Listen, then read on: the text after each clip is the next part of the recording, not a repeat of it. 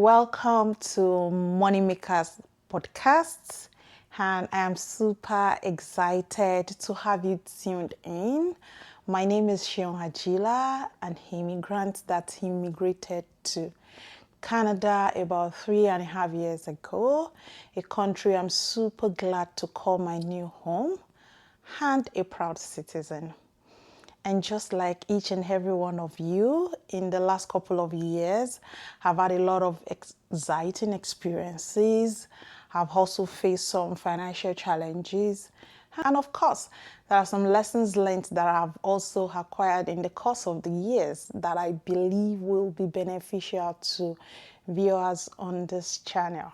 This channel is about sharing financial insights, lessons learned, practical stories that can assist you in avoiding common pitfalls. And it is also there to showcase business owners and founders that are immigrants like you. So just you know that there are possibilities even in your new land. Every Tuesday, we'll upload educational videos relating to personal and family finance.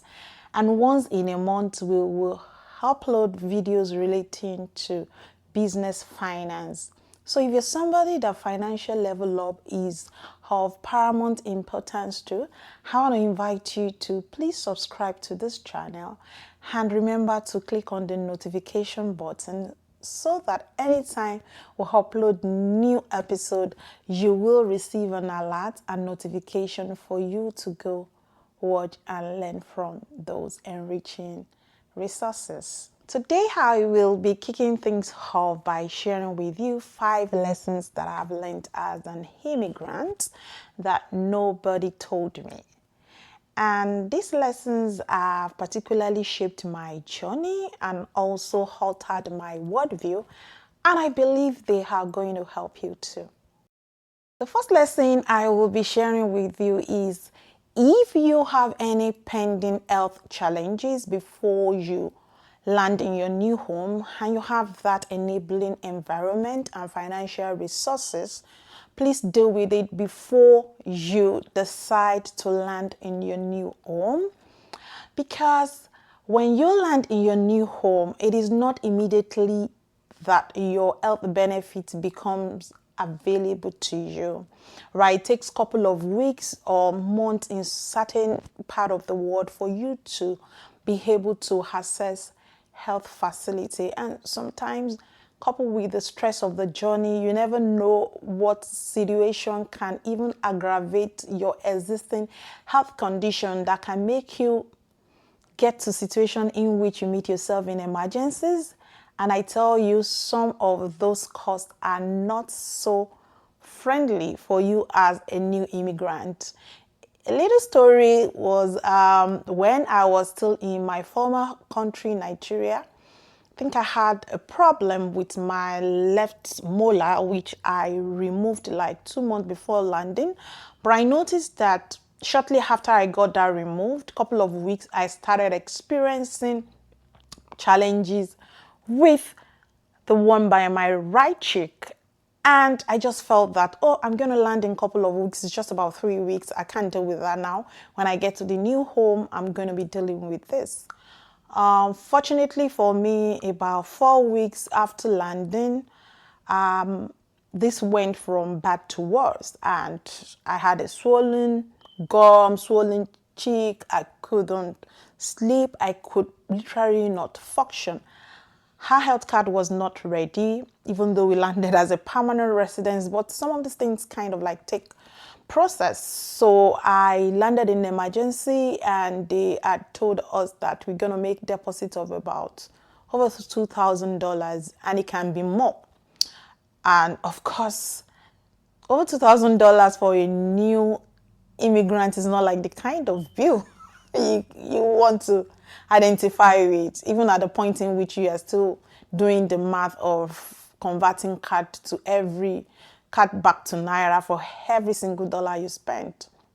And the pain wasn't funny at all. And we tried so many options thanks to some friends and family that recommended that, okay, at this point in time, you can use a walk-in hospital.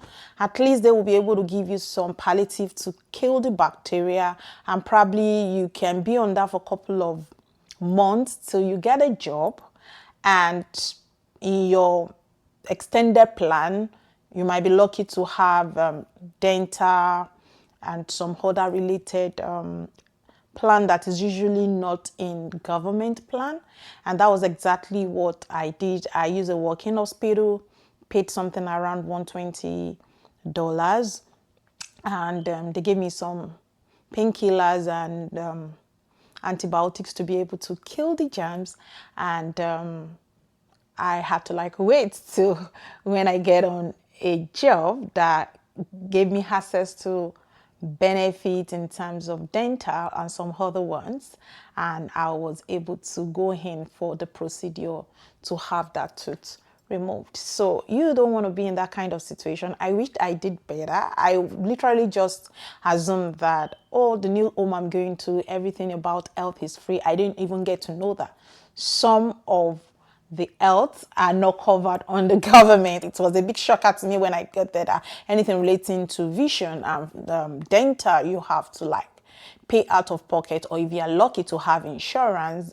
And at that point in time, I didn't have a job when the situation arise, so I had to like look for like a workaround to be able to stabilize first before I could go in for the procedure.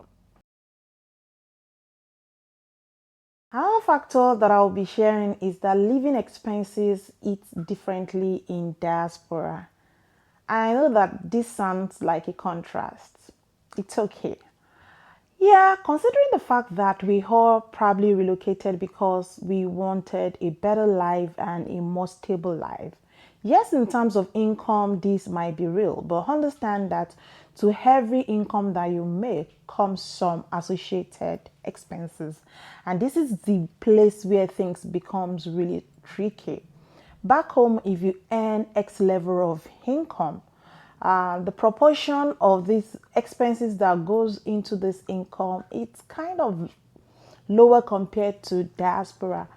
For example, your rent, your transportation, feeding, and other utilities might be coming to you at a lower expense ratio compared to diaspora. For example, back home, my housing was around 8% of what my family total income was, and things like auto insurance was about 3% even with SS buyback, compared to Canada here where it's almost about 25% of the monthly finance cost of the car. So coming from the angle of a sharp difference between 3% to like 25% in insuring a car and spending about average of 8% per annum on housing, to currently where we are trending around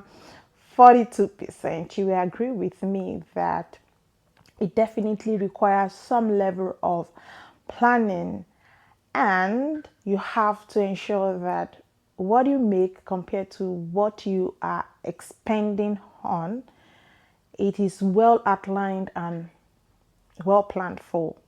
You need to have a budget. Yes, you might not like hearing the word budget, but diaspora is not a place you can really do well without understanding where your income is coming from and where your expenses are going to. And again, try as much as possible. I can't preach this enough, to live below your expenses.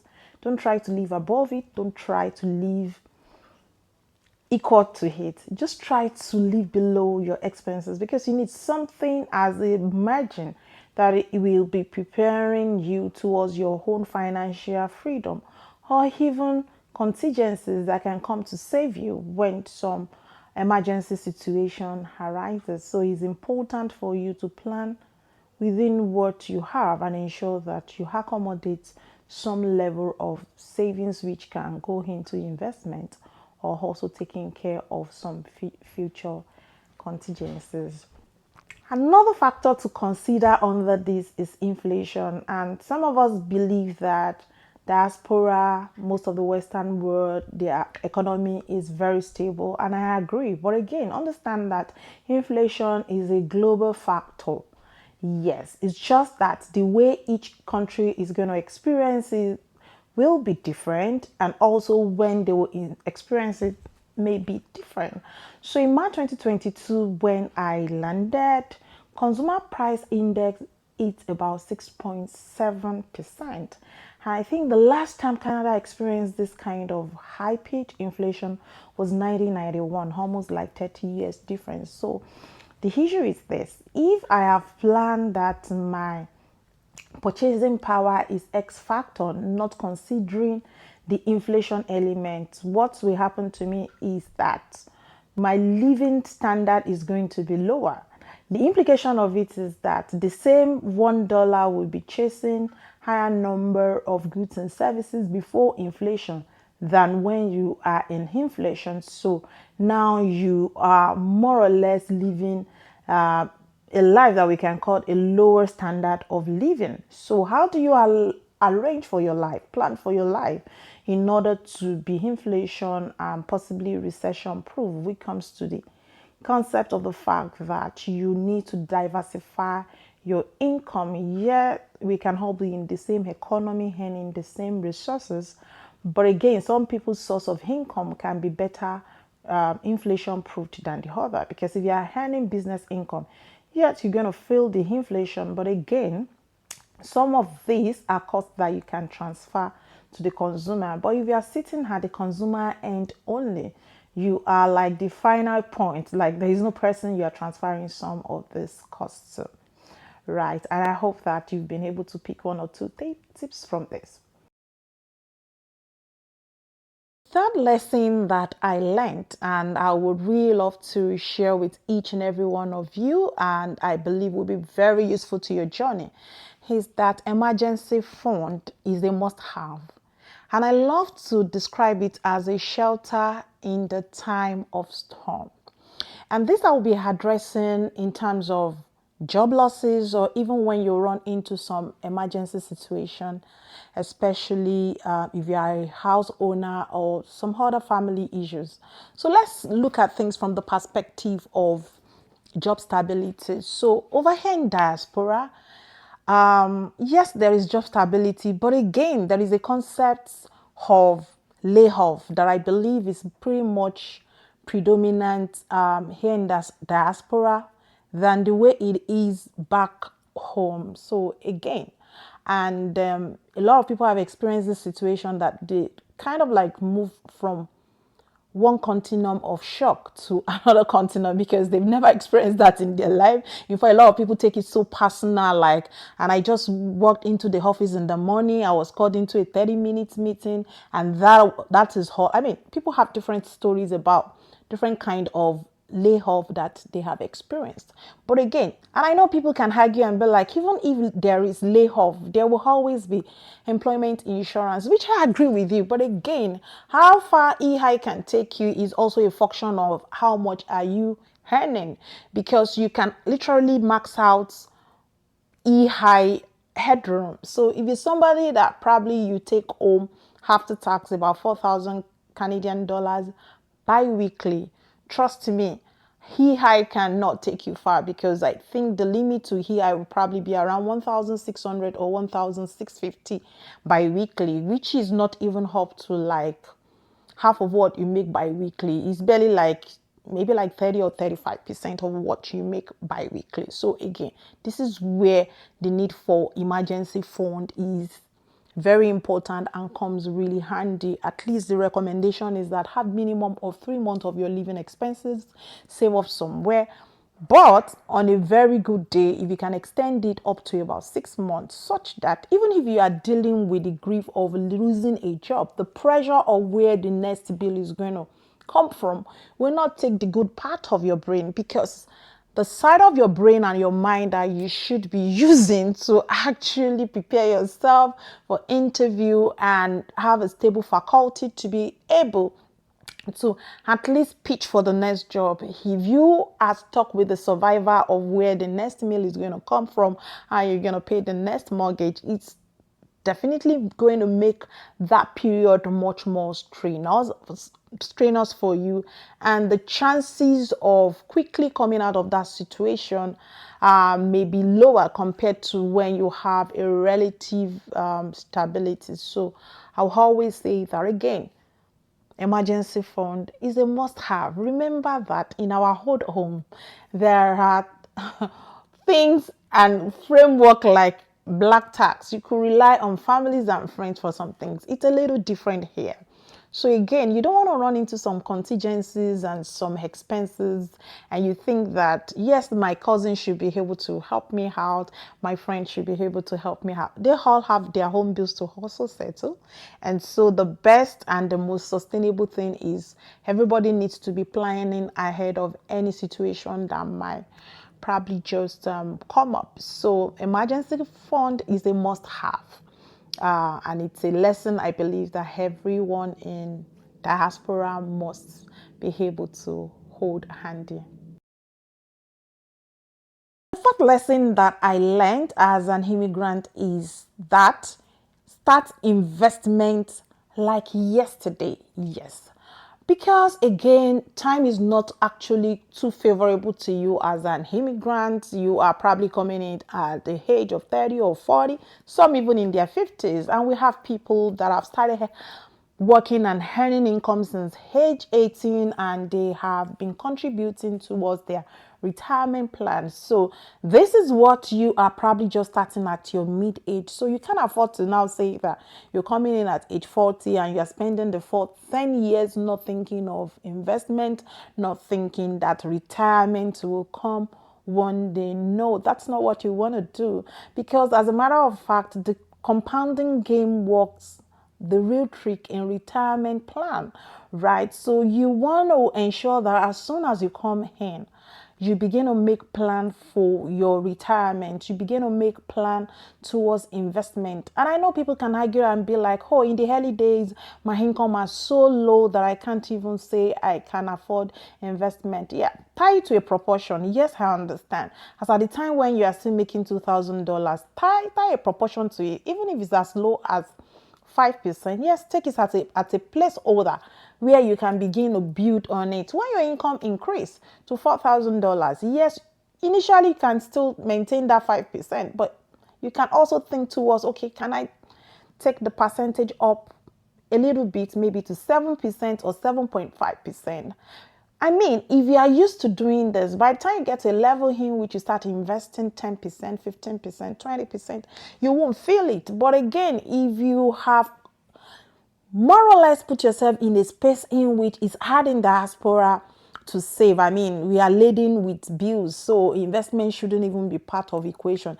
Investment is for the ones that are super comfortable. I tell you, you're just going to sleep and wake up and discover that 20 years have gone behind you. You can't redeem that 20 years. And that 20 years have taken you closer to retirement. Again, over here, I hope you understand that your kids are not part of your retirement plan. I'm sorry, way back maybe in Africa, it might be part of your retirement plan.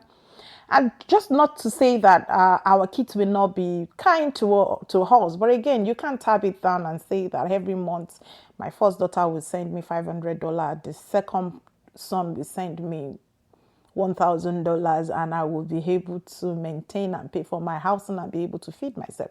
They've got bills to settle just exactly the way you've got bills to settle. If they decide to do, fine. If not, there is nothing obligatory about it. So it's important for you to like set up that framework as soon as possible to start investing like yesterday. Which again reinforces the point that I made earlier, that you can't afford to blow up your living expenses and lifestyle up to what you make, because once you blow it up to what you make or is even over, then what it means is that you are just literally warehousing everything you made to the merchants, the banks, and retailers. And so for you, there is nothing you're really retaining for yourself, for your future self. So yeah, even What still is when you now begin to introduce debt to even further finance your lifestyle. So it is not sustainable. It will never be sustainable. And my advice is that just start with what seems practicable, right? Keep that lifestyle as compact as possible. Progressively, you can continue to like improve that lifestyle as life gets better, but ensure that from the goal you set something separate towards your investment, your retirement, or better still, your financial freedom.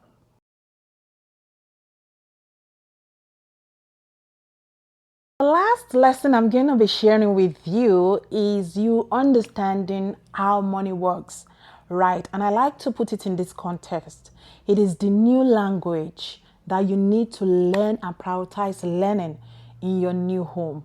Yes, as important as mother's tongue is to a new baby, that is how understanding how money works in the new home is to you, right? You can't afford to put your future or your success in the context of my friend said, my pastor advised, my cousin said, my BFF advised. You need to go learn it. Yes, you really need to understand the implication of some acquisition, what tax implication it will have. Should I finance this with actual cash or should it be with a mixture of debt? How is debt regarded in the eye of the law compared to equity? You even need to learn about some money rules. They're gonna like help you to stay in check. Particularly, I regard money rules as putting you in auto cruise. If it's somebody that you are not really sure whether you have this discipline of not breaking traffic rule, you want to probably put your car in auto cruise, and what that is going to do is to be able to give you some level of regulation when you need to speed down, when you need to like accelerate further, to ensure that at least you are within the speed limit. And that's exactly what money rule, it puts you under that kind of condition. Rule of 72, right? How long will it take your investment to double if we actually apply the rule of 72? So if you are probably having an investment that you are promised 3.6%, let's say, so you want to divide that 3.6% by 72 to be able to determine the number of years it would take that investment to be able to double. So what that is telling you is that how far am I supposed to go? What kind of investment vehicle should I be using if that is going to take me about 20 years to be able to double that investment? Is that the right kind of investment vehicle that I need, or should I be considering other kind of investment vehicle which might give me higher return? But again, there is the side effect of it that the higher the return I have, the higher the risk I am willing to take. You also want to be able to play around the kind of rules that tells you that, okay, if you want to finance a car, you must be sure that at least you have up to 20% down payment. You also ensure that your monthly payout is no more than 10% of whatever you make, and that this car you can finish paying in 48 months. So that rule talks about 20, 10, 4. The 20 for down payment, the 10% for your monthly payout, and of course the 4 talks about you being able to pay down on the car within 4 years. And what all of these money rules will do for you is to kind of like keep you in shape, regulate you so that you are not chewing more than you can bite. Another fantastic one is the rule of 50, 30, 20 that says that at least ensure what goes into your living expenses, what you want to put into need, and what you also want to put into wants. And this you can just suppose in any way. I personally, the 20 I put it to savings, and I ensure that housing takes care of about 50, and the rest of the 30 goes into some other living expenses. So you can like play around all of these money rules in such a way that it can help you harness and achieve your financial goals. And if there is any part of this video that connects to you greatly or you have found highly insightful, please feel free to screen record it and share on your social media stories. And do remember to tag us. We'll surely repost so that can give a wider visibility. And with that, what we are all doing is we are working together on this part of wealth building, because remember that it is difficult to do life alone. And until I come your way again in another super engaging episode, continue making money moves.